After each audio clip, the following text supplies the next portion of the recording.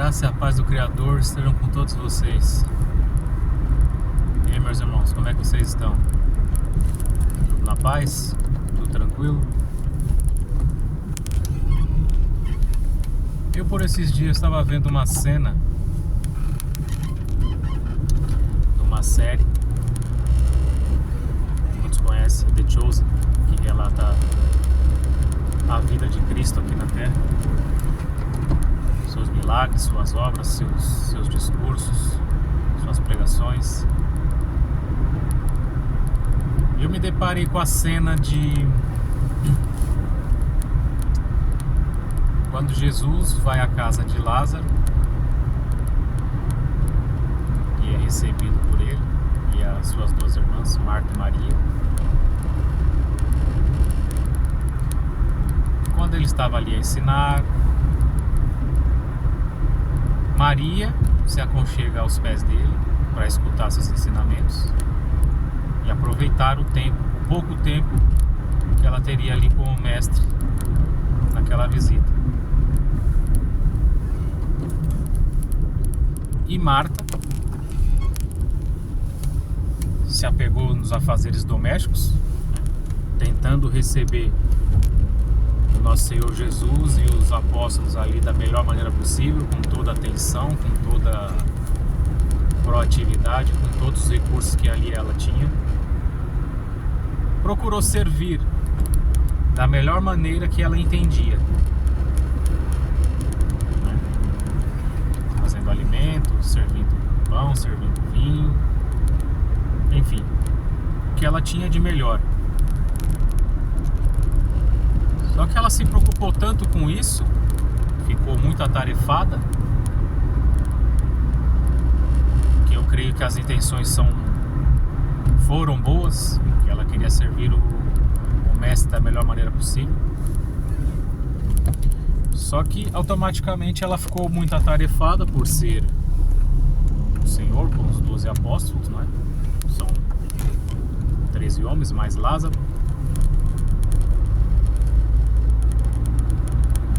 E ela ficou sobrecarregada.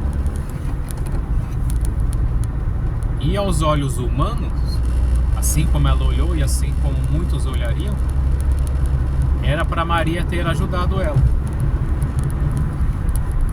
E todo mundo concorda que seria a coisa certa a se fazer. Quando você recebe alguém na sua casa, você divide as tarefas para que não fique um sobrecarregado e todos sejam servidos da melhor maneira possível e o mais rápido possível. Todo mundo concorda com isso. Só que ali não era uma simples visita, não era um simples convidado. Era o Senhor dos Exércitos. E quando você recebe o Senhor dos Exércitos na sua casa, todas as outras coisas perdem a importância. E Maria entendeu isso. Por mais que aos olhos humanos ela estava fazendo o errado, mas ela entendeu que o importante era escutar o que o mestre tinha a dizer. Maria entendeu isso, só que Marta não entendeu. Por quê? Porque Marta estava fixada muito ao que os homens olham, ao que os homens pensam, ao que os homens vão dizer. E eu consigo enxergar nisso Marta como sendo a representante judia, representante da lei, e eu enxergo Maria como sendo a representante dos gentios, representante da igreja. Eu estou dizendo que todos os judeus olham dessa forma e que todos os gentios, toda a igreja, olham dessa forma, mas eu consigo enxergar assim, uma representação, uma tipologia, que naquela época era basicamente, de acordo com os relatos bíblicos, era assim que acontecia. Os fariseus olhavam muito para o que os outros iam dizer ou pensavam, muito nos aspectos literal da lei, e aquilo que era superficial, aquilo que ficava à vista dos homens. No entanto, que é relatado nos evangelhos que eles oravam em público para se engrandecer, para mostrar que eram religiosos e aquela coisa toda, como vocês já sabem.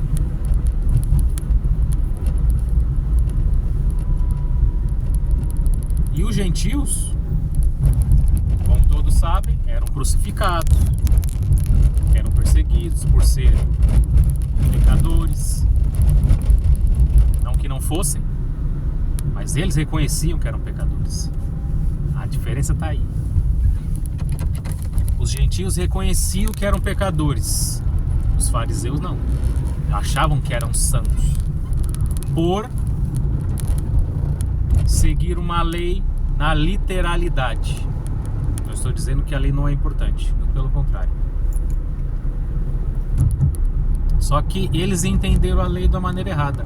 Cristo veio para mostrar a verdadeira interpretação e a verdadeira maneira de seguir a lei.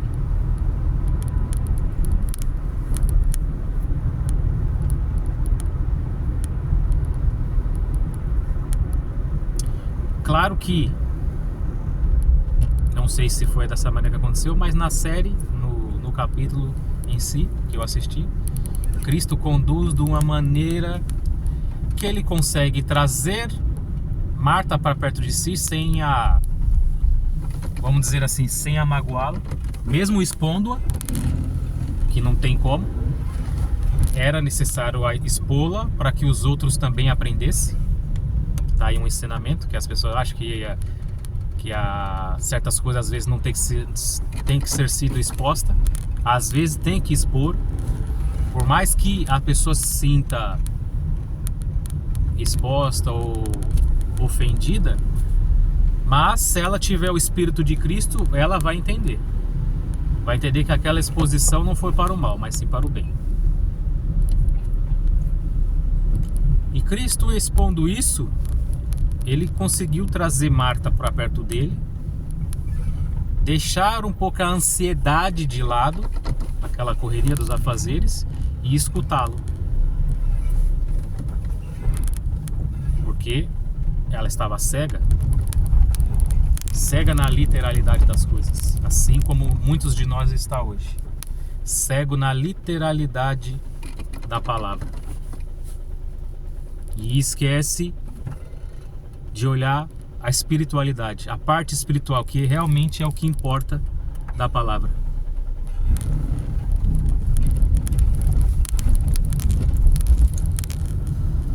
E quando nós se apegamos muito na literalidade das coisas, e não estou dizendo que não é importante, mas a parte espiritual é mais importante, nós perdemos muitas camadas de revelações quando nós fazemos isso. Que é o que acontecia com os fariseus. Eles se apegavam tanto em tentar seguir todos os requisitos da lei, os 613 preceitos da lei, que a parte que mais importava da lei, eles acabavam não seguindo.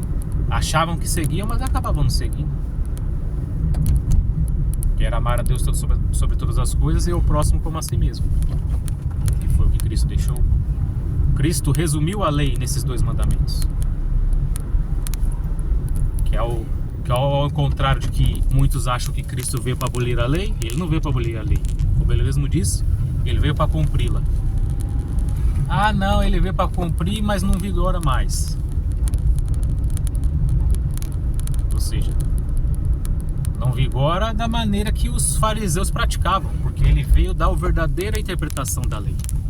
E quando você ama a Deus sobre todas as coisas e ao próximo como a si mesmo, você está cumprindo toda a lei.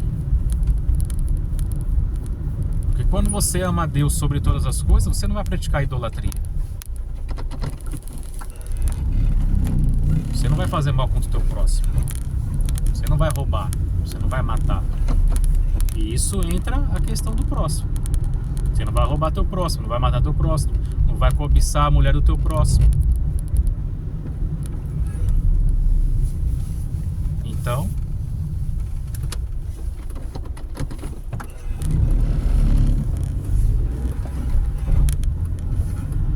você vai acabar seguindo a lei, inconscientemente.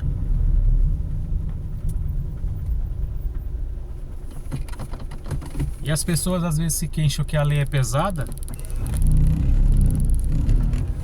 por isso que não segue.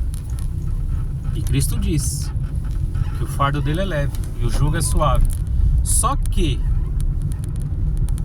a lei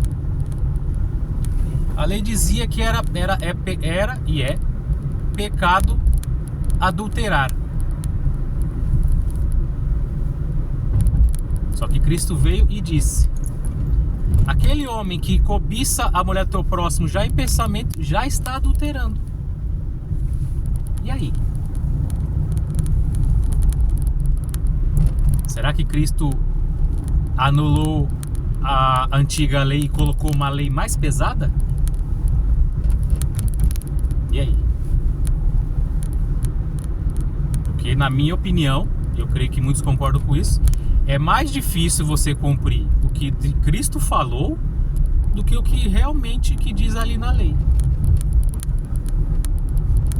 Ou seja, ninguém consegue seguir a lei. Ninguém consegue ser salvo pela lei.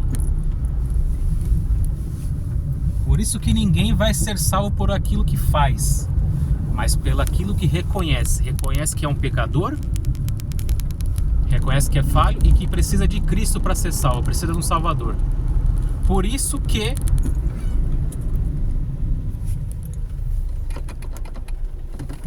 quando estava o fariseu e o publicano na sinagoga,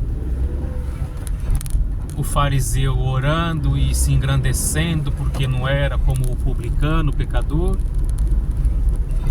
né? E o publicano não conseguia levantar nem a cabeça, mas só clamava misericórdia porque sabia que era pecador. E Cristo disse que quem saiu justificado dessa? O publicano. Aliás, o que não tinha pecado, que era santo, não foi justificado, mas o pecador foi. Ou seja, é pelo aquilo que você faz que você é salvo? Ah, mas tem que fazer obras assim, assim, assado.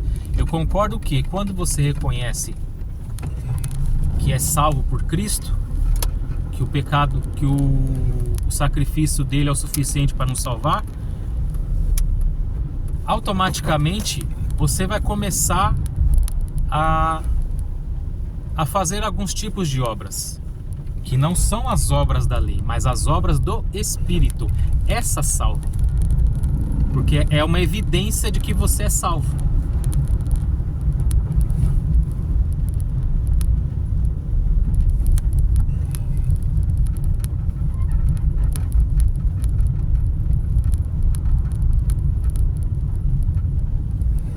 Por isso que eles não entendiam.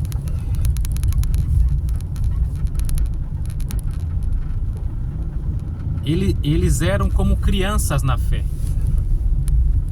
A criança, quando é nova, ela não pode comer alimento forte. Não está preparada para receber. Só toma leite. Assim é o crente. O crente, na sua superficialidade, muitas das vezes não está preparado para receber uma palavra um pouco mais forte, uma comida mais forte. Assim Paulo dizia. Em uma das suas cartas, eu não vou lembrar em qual, mas ele dizia algo parecido.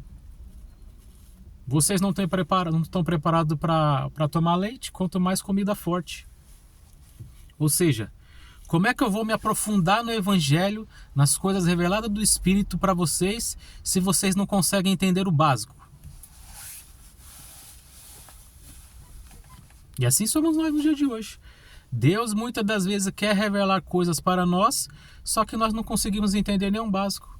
Hoje nós temos que ficar tentando ensinar para as pessoas que a grama é verde e não azul.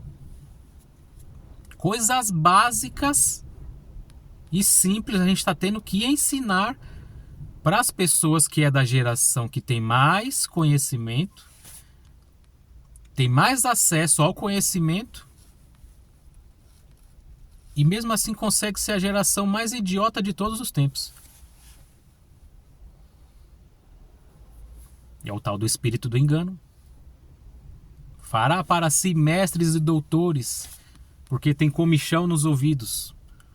Não suportam escutar a sã doutrina, mas só querem escutar aquilo que faz bem para eles, né? O importante é que eu me sinta bem.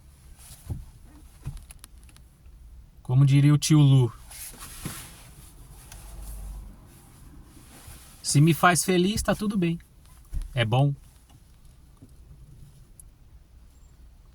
Só que esquece que a carnalidade mata, mas o espírito vivifica. Ou seja, aquilo que faz bem para a tua carne, na maioria das vezes não vai te fazer bem. Se você é movido por desejos, não vai te fazer bem. E você pensa que é livre e na realidade você é um escravo de você mesmo. Você é escravo da carne, você é escravo dos seus desejos. Você não consegue ir contra eles.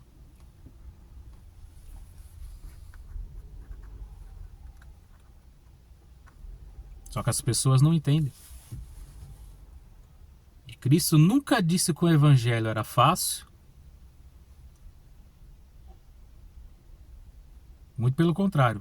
Aquele que quiser seguir após mim, negue-se a si mesmo, tome a tua cruz e siga-me. O que vocês entendem com essa palavra? Uma coisa é fato, que eu consigo entender, que eu creio que também a maioria de vocês consegue. Não é o evangelho de ursinhos carinhosos que é pregado por aí. Que é o amor, amor, amor, amor. É amor aqui, amor ali, amor ali. Primeiro que eles deturpam a palavra amor e entendem de maneira errada o que é o verdadeiro amor. O verdadeiro amor lança fora todo medo.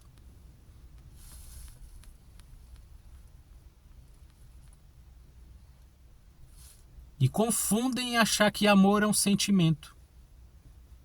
O amor é uma escolha. Sentimento é paixão. Paixão. O verdadeiro amor é você escolher amar alguém. Isso eu falo para o casal, para filhos, para pais e enfim. Vamos resumir no amor de um pai para com o filho, de uma mãe para com o filho. Para quem é pai e mãe, você precisa que seu filho faça alguma coisa para você amá-lo? Não.